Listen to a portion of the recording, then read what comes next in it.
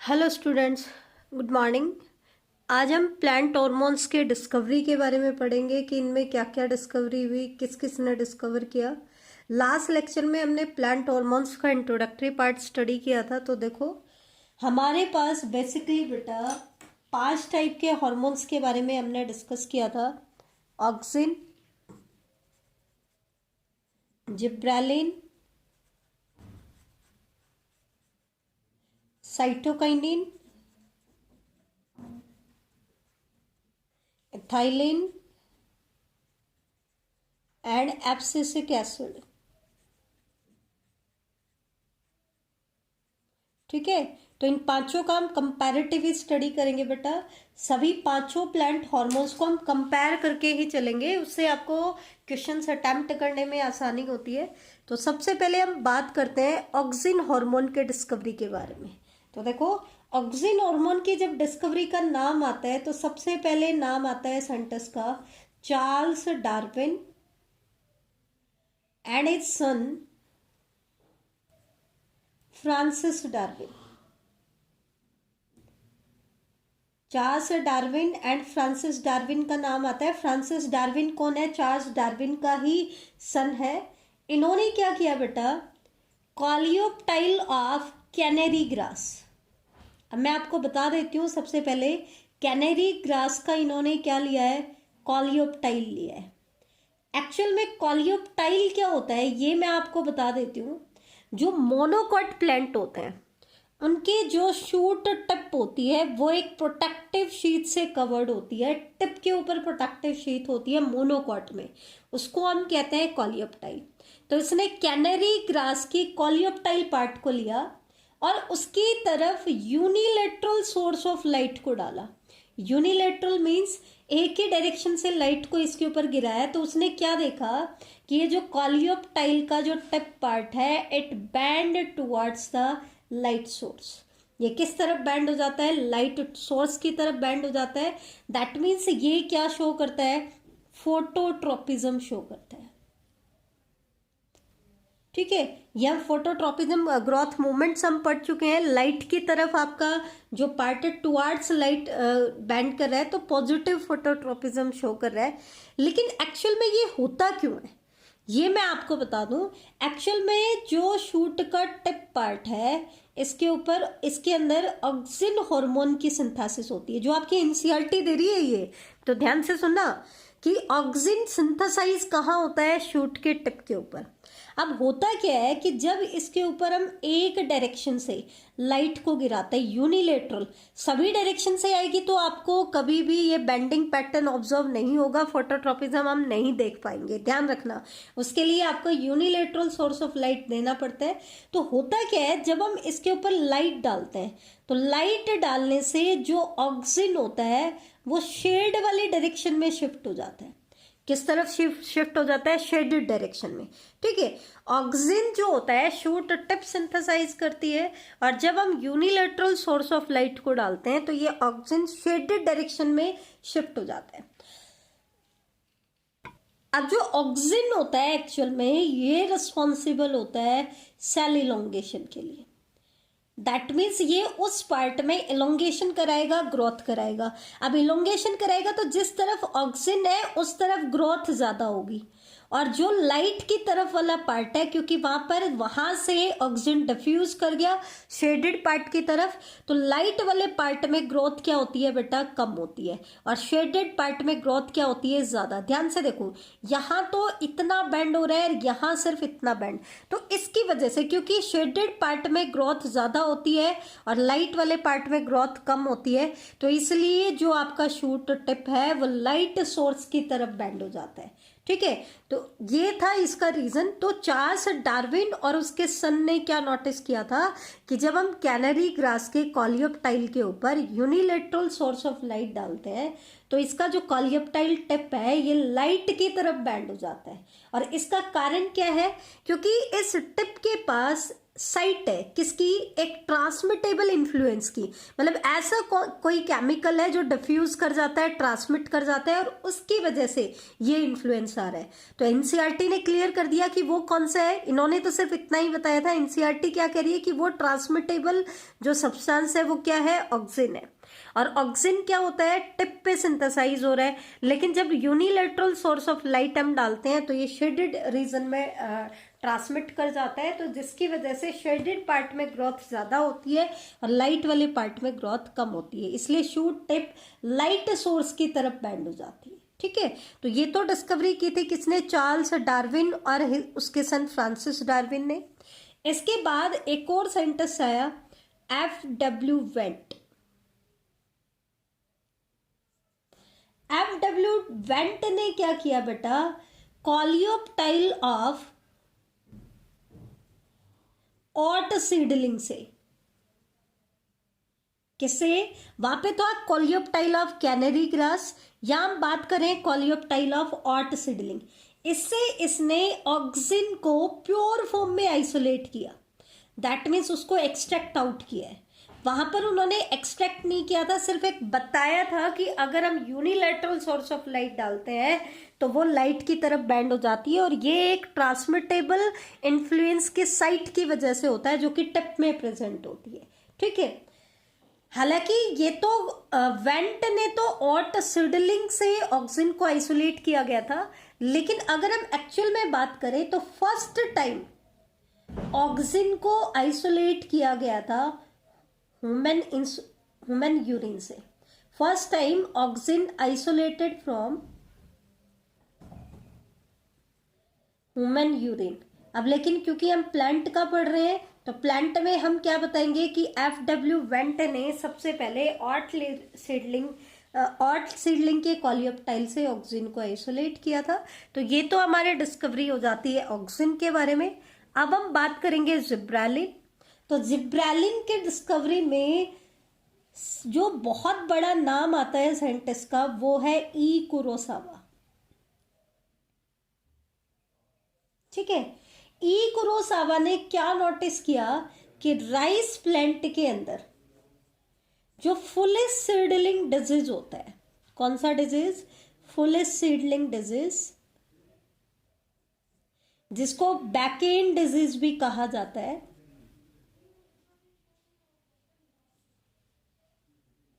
तो उसने क्या कहा कि राइस में ये जो फुलिस सीडलिंग डिजीज हो रहा है या बैकेन डिजीज हो रहा है, इसका कारण क्या है कि आपका जो राइस प्लांट है वो एक फंगल पैथोजन से इन्फेक्टेड हो गया है, और उस फंगल पैथोजन का नाम क्या है, जिब्रेला फ्यूजिकोराई। क्या नाम है बेटा, जिब्रेला फ्यूजिकोराई। यहीं से इस हार्मोन का नाम पड़ा है बेटा आपका जिब्रेलिन। तो ध्यान रखना, सबसे पहले ई कुरोसावा साइंटिस्ट ने क्या नोटिस किया कि राइस सीडलिंग में, उस टाइम जापान के जो राइस सीडलिंग थे उनमें फुलिस सीडलिंग डिजीज हो रहा था, जिसको हम बैकेन डिजीज भी बोल रहे थे। तो सभी साइंटिस्ट इसके डिस्कवरी में लग गए थे कि इसका कारण क्या है। तो ई कुरोसावा ने सबसे पहले बताया था कि ये किस वजह से होता है, एक फंगल पैथोजन के इन्फेक्शन की वजह से हो रहा है, जिसको हम कहते हैं जिब्रेला फ्यूजिकोराई। ठीक है, फिर आगे जाकर के जैसे जैसे हम आगे चले तो लोगों ने क्या किया कि अगर हम इस फंगस का स्टेराइल फिल्ट्रेट ले लें, क्या ले लें, स्टेराइल फिल्ट्रेट।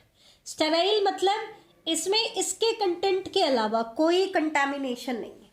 हमने इस फंगस का स्टेराइल फिल्ट्रेट ले लिया और इस स्टेराइल फिल्ट्रेट को हम अप्लाई करें अनइन्फेक्टेड राइस सीडलिंग पे, मतलब हेल्दी राइस सीडलिंग के ऊपर अगर हम इसको अप्लाई करते हैं तो साइंटिस्ट ने क्या नोटिस किया कि सेम वही सिम्टम्स आ रहे हैं जो ऊपर ई कुरोसावा ने बताए थे। इसका मतलब ये प्रूव हो जाता है कि ये जो सिम्टम्स आ रहे थे फुलिस सीडलिंग डिजीज के, ये सिर्फ किसकी वजह से आ रहे थे, जिब्रेला फ्यूजिकोराई की वजह से। क्यों, क्योंकि इन्होंने यहाँ पे क्या लिया, स्टेराइल फिल्ट्रेट लिया और उसको rice seedling, uninfected rice seedling के ऊपर अप्लाई किया तो सेम सिम्टम्स है। अभी तक हम मोर देन 100 जिब्रेलिन्स को आइसोलेट कर चुके हैं। 100 से भी ज़्यादा जिब्रेलिन्स को हम आइसोलेट कर चुके हैं और इनको हम नाम क्या देते हैं, जिब्रेलिन GA1, GA2, GA3, इस तरीके से इनको नाम दिया जाता है। और GA3 जो है, it was one of the first gibberellin to be discovered. First discovered, सबसे पहला जिब्रेलिन जो डिस्कवर किया गया था वो कौन सा था, GA3। GA3 को कहा जाता है जिब्रेलिक एसिड। GA3 को क्या कहते हैं, जिब्रेलिक एसिड भी कहते हैं। और अब तक का most extensively studied group, most studied जो जिब्रेलिन है वो भी कौन सा है, आपका जिब्रेलिक एसिड है। तो ध्यान रखना, हालांकि बहुत सारे 100 के लगभग टाइप के हम जिब्रेलिन को डिस्कवर कर चुके हैं, लेकिन इनमें से जो फर्स्ट डिस्कवरी हमने की थी वो की थी जिब्रेलिक एसिड की। और अब तक जितनी भी स्टडी हमने जिब्रेलिन पे की है तो उनमें से सबसे ज्यादा स्टडीड जिब्रेलिन कौन सा है, जिब्रेलिक एसिड। ठीक है, तो ये है आपकी जिब्रेलिन की डिस्कवरी। अब हम आते हैं साइटोकाइनिन पे। साइटोकाइनिन के डिस्कवरी में एक नाम आता है एफ स्कुग एंड हिज कोवर्कर्स, जो इसके साथ काम करते थे। इन्होंने क्या डिस्कवर किया बेटा, ठीक है, इन्होंने क्या देखा कि टोबैको की स्टेम के अंदर जो इंटरनोडल सेगमेंट है,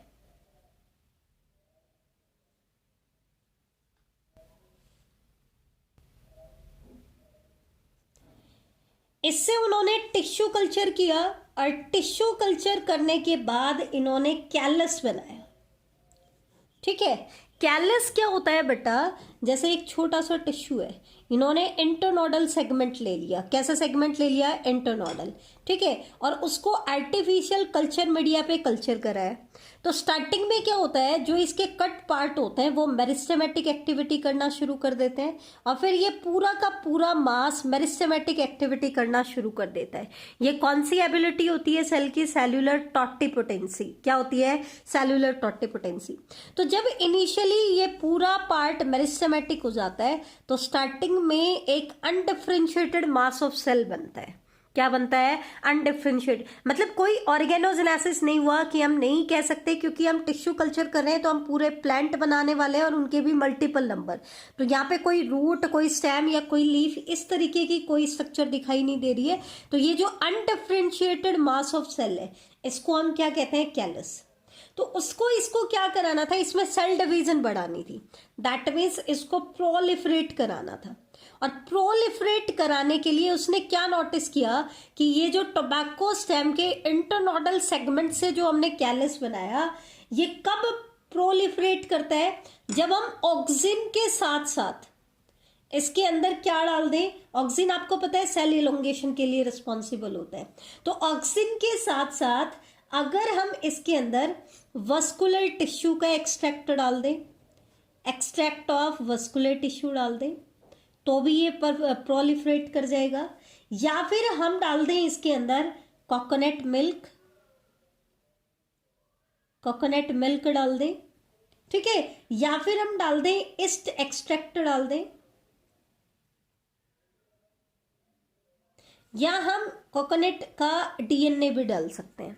तो ऐसा करने से भी आपका जो कैलस है वो प्रोलिफरेट कर जाएगा। उस टाइम इनको रीजन नहीं पता था, लेकिन बाद में हमें पता चला कि एक्चुअल में इन सब के अंदर क्या होता है, साइटोकाइनिन हार्मोन होता है। और साइटोकाइनिन हार्मोन जो है वो साइटोकाइनेसिस कराता है, दैट मीन्स सेल डिवीजन कराता है। क्या कराता है, सेल डिवीजन। ऑक्सिन सेल को इलोंगेट करेगा, ये सेल डिवीजन कराएगा। तो कैलस कब प्रोलिफरेट करेगा, जब हम ऑक्सिन के साथ साथ कोई साइटोकाइनिन का सोर्स डालें, चाहे हम कुछ भी डालें। ये हमें किसने बताया था, एफ स्कुग एंड कोवर्कर्स ने। उसने साइटोकाइनिन नाम नहीं लिया, लेकिन ये बोला कि इसके साथ साथ हम इनमें से कोई डालें तो ये कैलस क्या कर जाता है, प्रोलिफरेट कर जाता है। ठीक है, उसके बाद स्कुग साइंटिस्ट ने मिलर के साथ मिलकर के काम किया। पहले तो उसके कुछ कोवर्कर्स थे लेकिन उनका ज्यादा कंट्रीब्यूशन नहीं था। फिर उसने मिलर साइंटिस्ट के साथ मिलकर के काम किया। तो उसने क्या किया, ये जो साइटोकाइनेसिस प्रोमोटिंग सब्सटेंस है, साइटोकाइनेसिस प्रोमोटिंग सब्सटेंस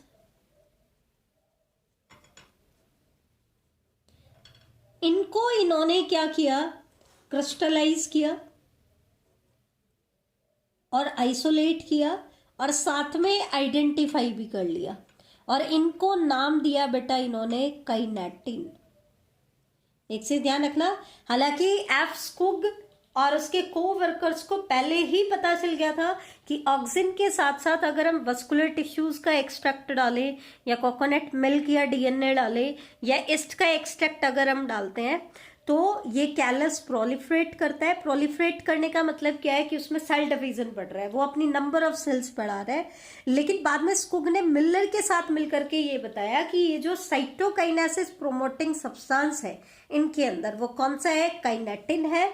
और उसने इसको आइडेंटिफाई कर लिया और साथ में इसको क्रिस्टलाइज भी कर लिया। ठीक है, तो जो सबसे पहले काइनेटिन को डिस्कवर किया गया था ऑटोक्लेव्ड हैरिंग स्पर्म से, हैरिंग स्पर्म के डीएनए से।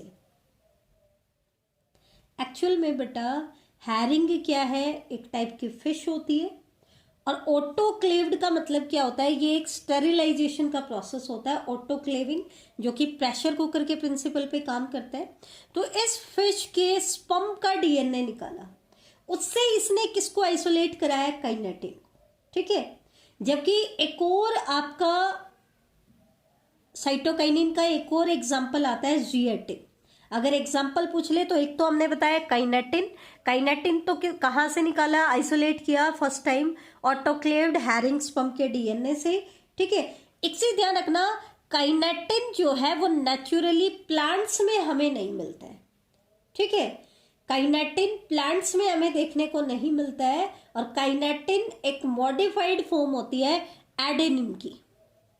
एडेनिन जो नाइट्रोजनस बेस होता है, प्यूरिन होता है, उसकी एक मॉडिफाइड फॉर्म होती है। प्लांट्स में फिर आपको क्या मिलता है, जिएटिन मिलता है। सबसे पहले जिएटिन को आइसोलेट किया गया कॉर्न कर्नेल, कॉर्न की कर्नेल से और कोकोनट मिल्क से। तो यहां पर स्पेसिफिकली बता दिया कोकोनट मिल्क में क्या प्रेजेंट होता है, कौन सा साइटोकाइनिन होता है, जिएटिन होता है। और हैरिंग स्पर्म डीएनए में कौन सा साइटोकाइनिन होता है, आपका काइनेटिन होता है। तो ये था डिस्कवरी किसकी बेटा, साइटोकाइनिन की।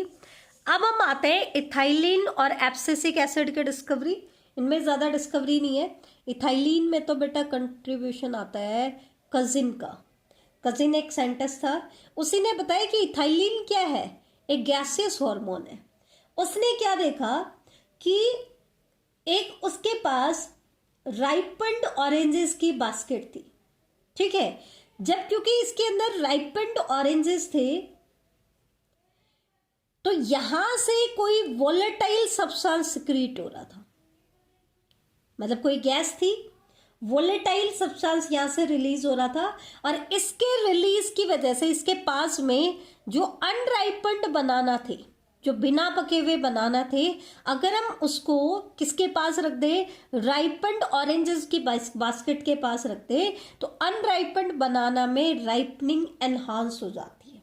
ठीक है, ये चीज ध्यान रखना। और आप ऑब्जर्व भी कर सकते हो, अगर हमारे पास फ्रूट्स का बास्केट रखा है, अगर कच्चे फ्रूट्स हमारे पास हैं तो उसके अंदर अगर हम एक पका हुआ फ्रूट डाल दें तो कच्चे फ्रूट्स की राइपनिंग एनहांस हो जाती है।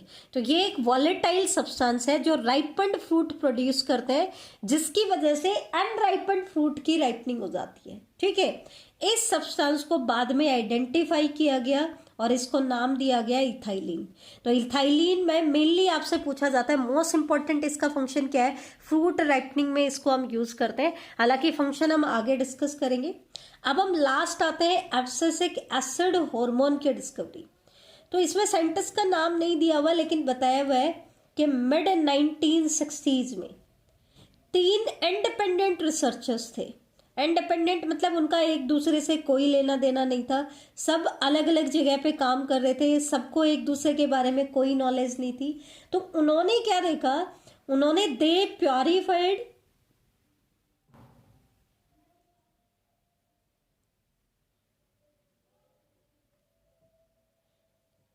and characterize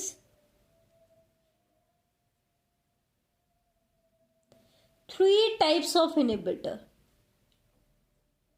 उन्होंने 3 टाइप के इनहिबिटर्स को आइडेंटिफाई किया, उनके कैरेक्टर्स बताए कि कैसे इनहिबिट करते हैं, और उनको प्योरीफाई किया, दैट मीन्स उनको आइसोलेट किया।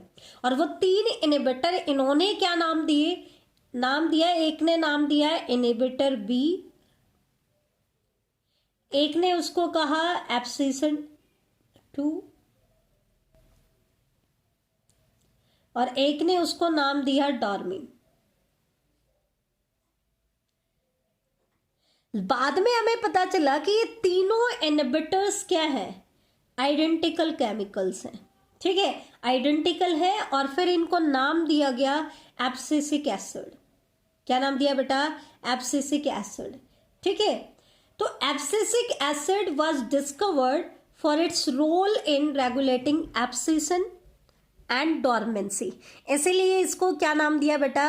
एब्सिसन 2 और डॉर्मिन नाम दिया गया, क्योंकि इसका मेन रोल किस में होता है? एब्सिसन में और डॉर्मेंसी में, ठीक है। ये हम आगे डिस्कस करेंगे, डॉर्मेंसी क्या होती है, एब्सिसन क्या होता है, आगे जब फंक्शन बताऊंगी तो इसको कंप्लीटली डिस्कस करेंगे। तो ये था बेटा इनके डिस्कवरीज के बारे में। तो ये आज का हमारा लेक्चर था। नेक्स्ट लेक्चर में भी हम कंपैरेटिव ही स्टडी करेंगे, तो इसको अच्छे से रिवाइज करना। थैंक यू बेटा।